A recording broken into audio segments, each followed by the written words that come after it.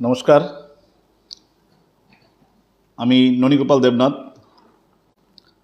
आज के आमार लाइवे आसार मूलत जो उद्देश्य से उद्देश्य हलो त्रिपुरार जे बर्तमान समस्या जा आज के नय प्राय 60-70 बछर धरे चलছে जाति उपजाति पाहाड़ी बांगाली समस्या সেই সমস্যাকে যারা উস্কিয়ে দিয়ে ত্রিপুরার শান্তি এবং সমৃদ্ধময় পরিবেশকে নষ্ট করতে চান তাদের উদ্দেশ্যে আমার আজকের এই লাইভ।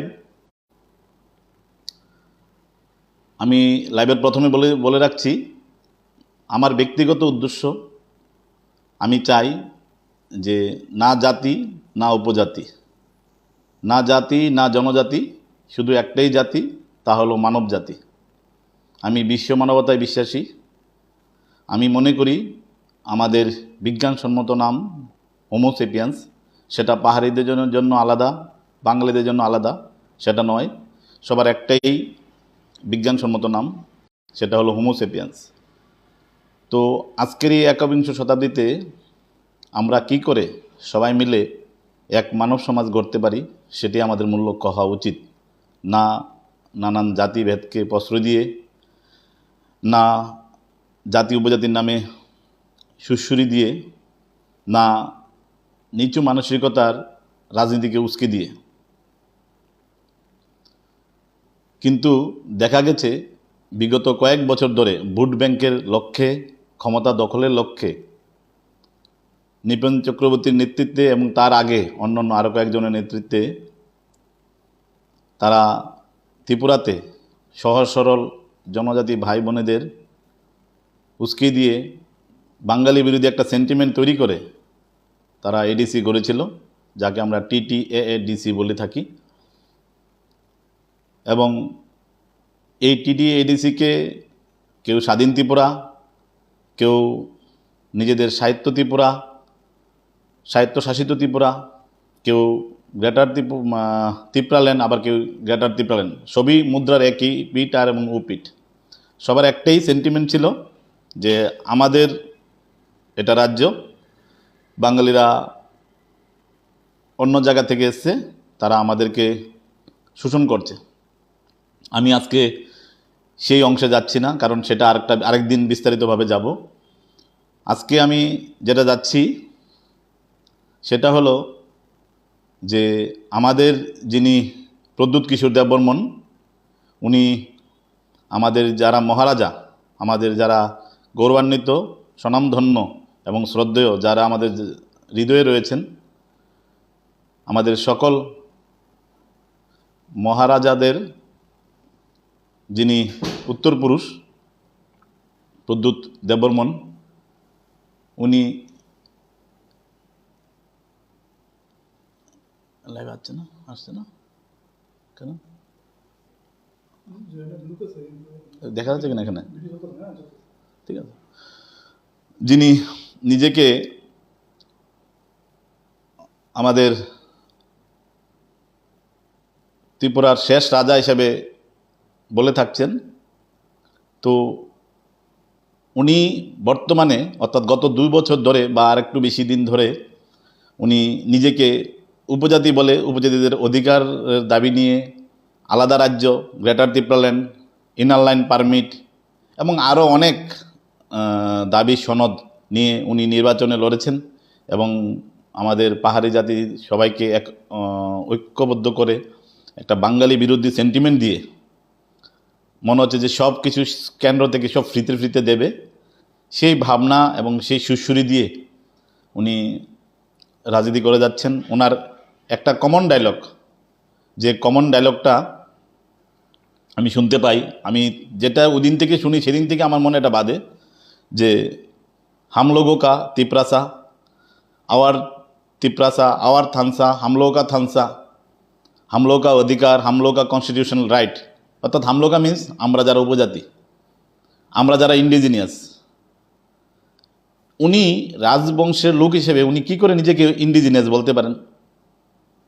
উনাকে আমি প্রদ্যুৎ কিশোর দেববর্মন আপনার উদ্দেশ্যে করে বলছি, আপনি এটা ক্লিয়ার করুন আপনার what is your actual identity, what is your caste and what is your race, এটা আপনাকে পরিচয় করতে হবে। কারণ ত্রিপুরাতে আজকের এই সোশ্যাল মিডিয়ার যুগে আশা করি সবাই অ্যাটলিস্ট পড়াশোনা করে জানে, এবং অনেকেই আমাদের অন্য রাজ্য থেকে এখানে শিক্ষিতের হার বেশি। আমি মনে করি, আমি যতটুকু জানি, আমাদের জনজাতি বা উপজাতিদের মধ্যে থেকেও অনেকেই চান যে আমরা মিলেমিশে সুন্দরভাবে বাস করি, যেটা আমরা রাজন্য আমল থেকে আমরা পেয়ে এসেছি।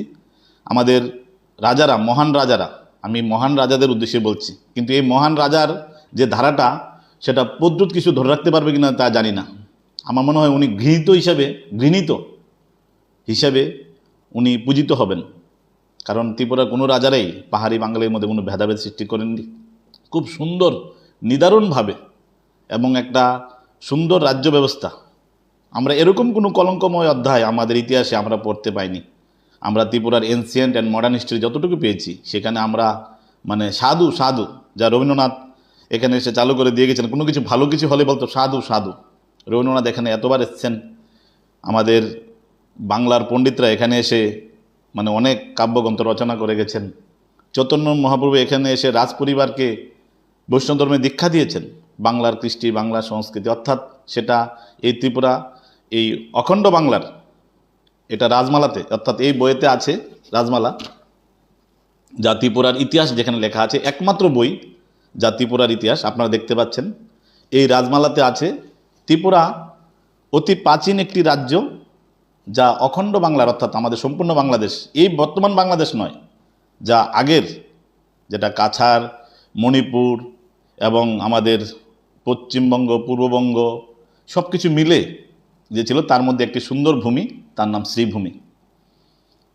তো আজকে আমাকে আপনি যে সংকীর্ণ সেন্টিমেন্ট নিয়ে আপনি প্রচার করে যাচ্ছেন, আপনি যে বলে যাচ্ছেন যে আপনি উপজাতি কমিউনিটিকে থেকে আপনি বিলংস করেন, আপনি উপজাতির কমিউনিটির, আপনাদের উপজাতি কমিউনিটি ডিপ্রাইভ হচ্ছে এবং তার জন্য আপনি অধিকার লড়াইয়ের জন্য ফাইট করছেন। এই ফাইট করার জন্য কি উদ্দেশ্য পিছনে, আপনার কি লক্ষ্য, সেটা আপনার নানান স্পিচ থেকে সেটা ধরা যায়।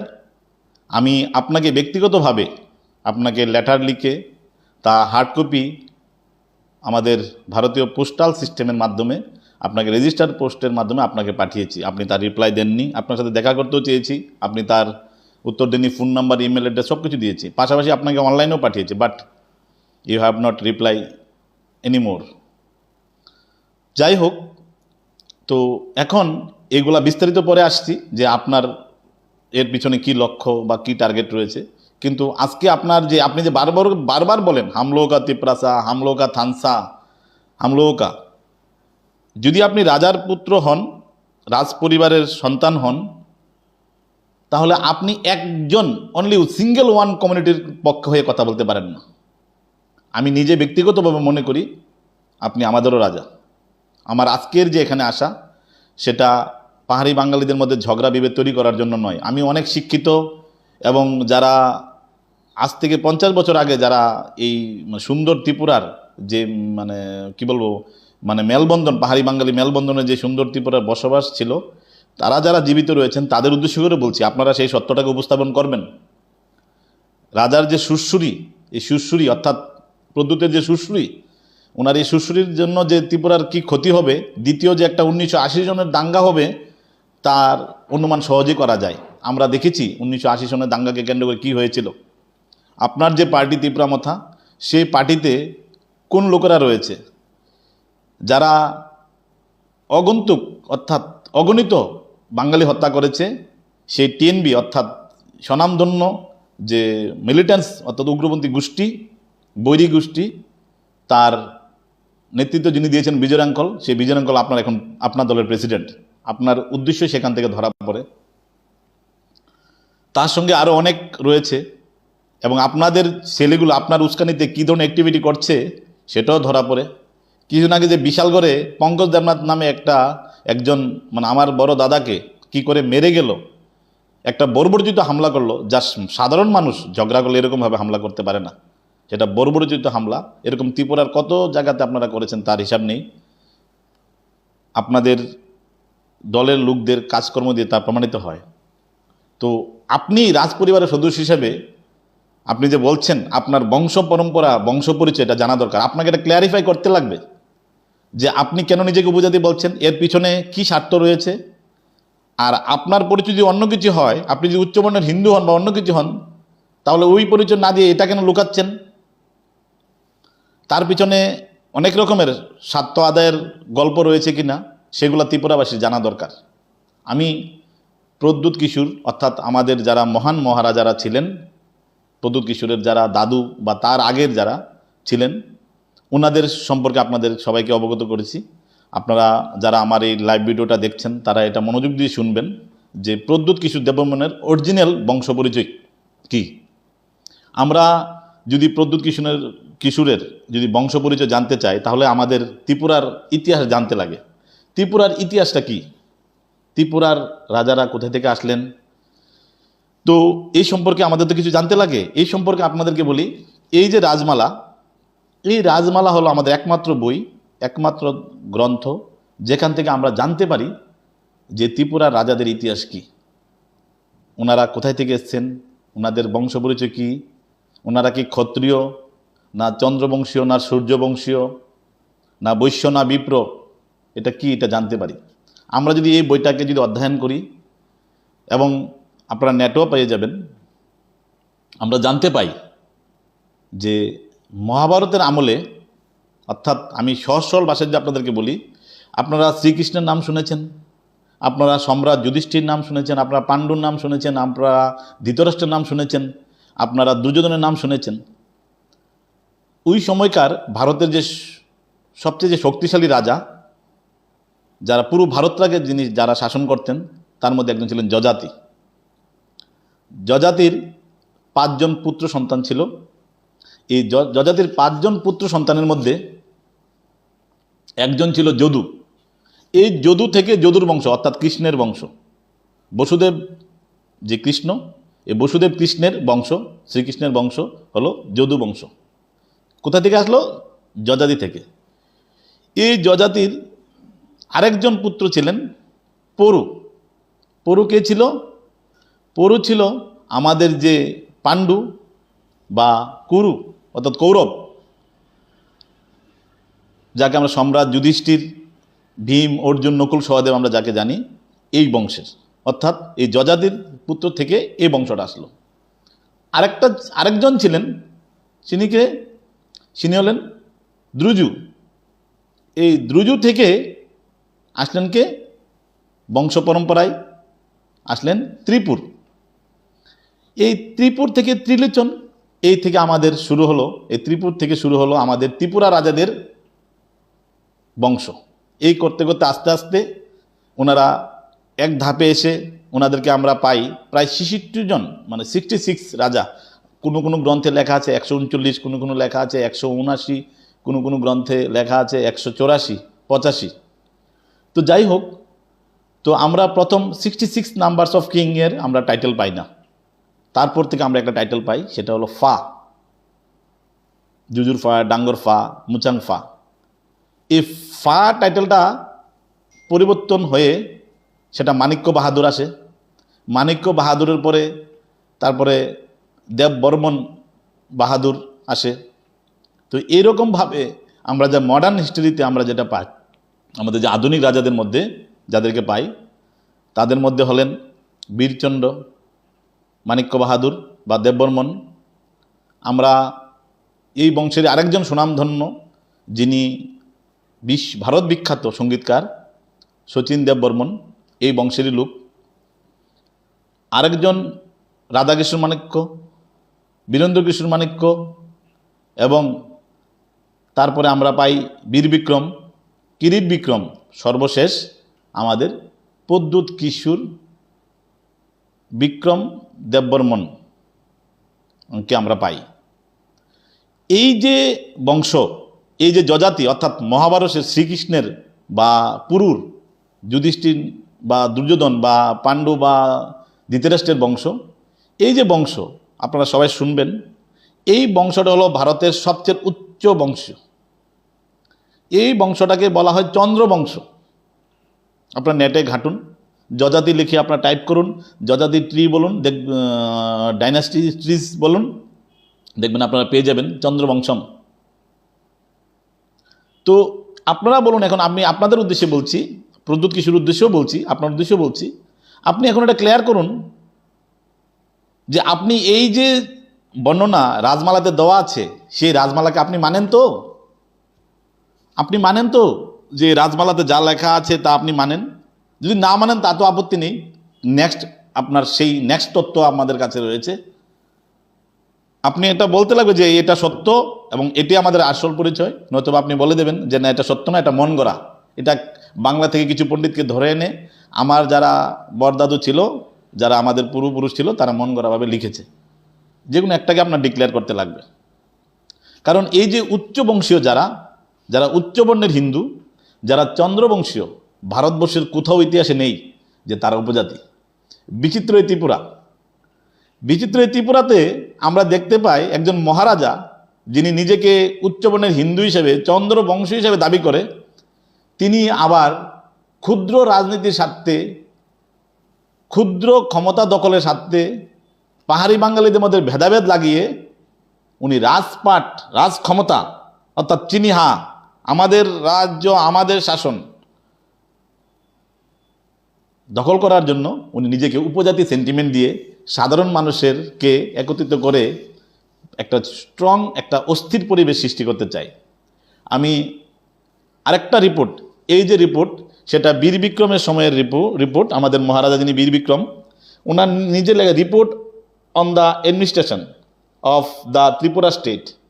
এখানে যেটা দেওয়া হয়েছে 1936 to 1937, সেখানে বর্ণনা করা হয়েছে ত্রিপুরার general and political, chapter 1 general and political. সেখানে লেখা আছে area of the state 4116 square Miles, population 382,450 অর্থাৎ 3,82,450, গ্রস রেভিনিউ স্টেট অ্যান্ড জমিদার থেকে কত কত পেয়েছে। তারপরে লেখা আছে রুলার অফ দ্য স্টেট। আপনি এটা দেখবেন, এই কথাটা রুলার অফ দ্য স্টেট মানে কে, এই যে ত্রিপুরা স্টেটের যিনি রুলার, কে হলেন? উনি হলেন ক্যাপ্টেন হিজ হাইনেস দ্য বিসামা সামারা বিজয়ী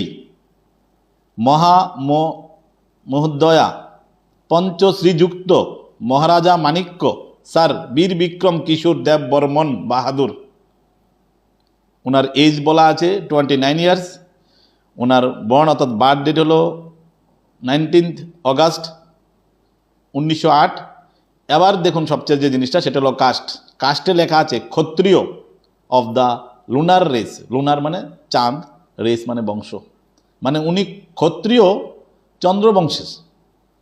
তো অবশ্যই, কারণ যারা যুধিষ্ঠির, যারা পাণ্ডু, যারা শ্রীকৃষ্ণের, তারা সবাই ক্ষত্রিয় ছিলেন এবং তারা উচ্চবর্ণের হিন্দু ছিলেন। তো এই ক্ষত্রিয় এবং চন্দ্রবংশীয় হিন্দু হওয়ার পরেও কেন আমাদের ত্রিপুরার রাজা নিজেকে এসটি বলে দাবি করে? উনি কেন শিডিউল ট্রাইব? এবার এই গল্পতে আমরা আসি। আপনাদের কাছে সবাই এই জিনিসটা ক্লিয়ার হয়েছে? আপনারা, প্রদ্যুৎ কিশোরের উদ্দেশ্যে বলবো, আপনি নিজেকে ক্লিয়ার করুন। আপনি যদি নিজেকে বলেন যে আমি হ্যাঁ রাজমালাতে যেটা বর্ণনা দেওয়া হয়েছে আমাদের বংশ পরম্পরায়, আমার যে দাদু বীর বিক্রম মাণিক্য বাহাদুর যা লিখেছেন তা সত্য, দেন ওকে, উইল অ্যাকসেপ্ট ইট। আদারওয়াইজ আপনাকে বলতে লাগবে না এটা ভুল, এই রাজমালা ভুলে ভরা, এটা মন গড়া কাহিনী, আমার পরিচয়, আমি অ্যাকচুয়ালি আমার উপজাতি। তাহলে এটা আমরা মেনে নেব যে আপনাদের যেটা আনেছে এটা মন গড়া বানিয়েছেন, সেটার সাথে সম্পর্ক নেই আপনারা, কারণ আপনাদের কাছে অনেক হিডেন এবং গোপন তথ্য রয়েছে যেটা আমরা সাধারণ জনগণ জানি না, আপনারা রাজবংশী হিসেবে সেটা জানবেন।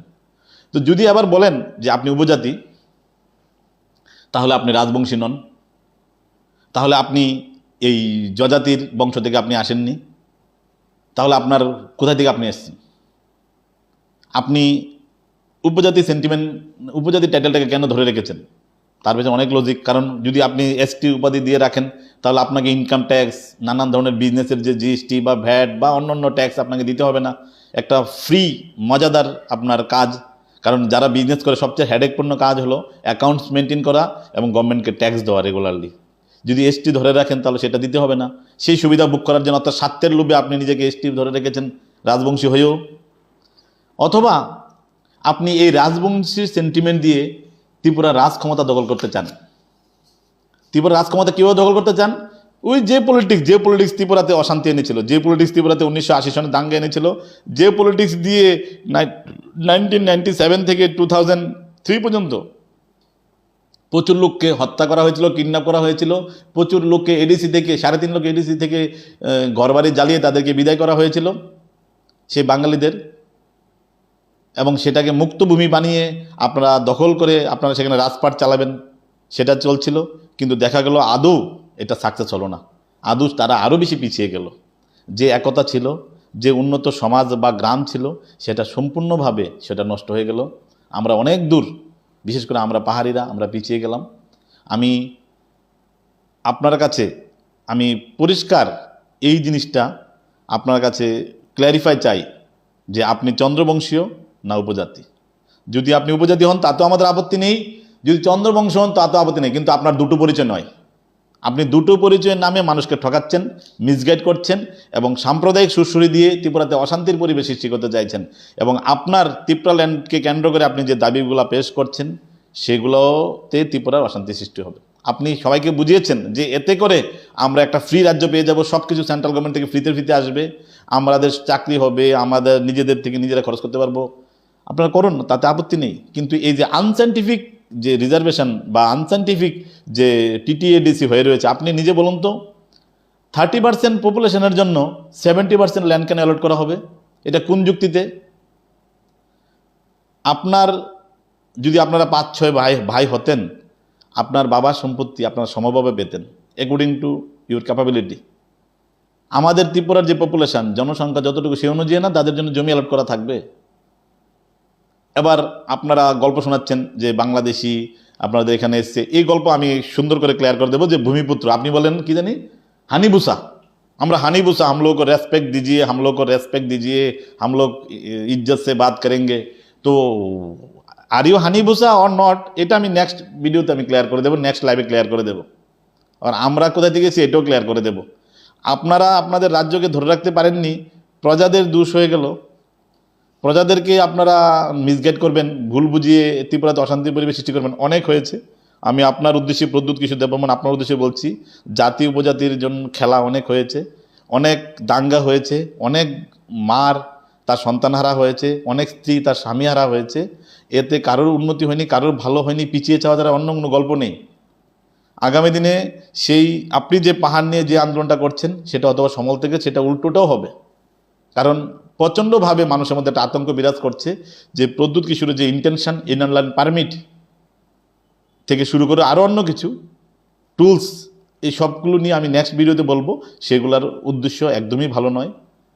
আপনাকে আমি আবারও বলছি, আপনি রাজার সন্তান, রাজ পরিবারের সদস্য হিসাবে আপনি কখনোই আপনি নিজেকে উপজাতি বলতে পারেন না, এবং অনলি ওয়ান কমিউনিটি হিসাবে আপনি তাদের জন্য আন্দোলন করতে পারেন না। আপনি কিছুদিন আগে ভিডিওতে দেখলাম বললেন পুরানা ত্রিপুরা হামলোক কা এক ত্রিপুরা প্লেন্স ডিসাইড করে লিয়া।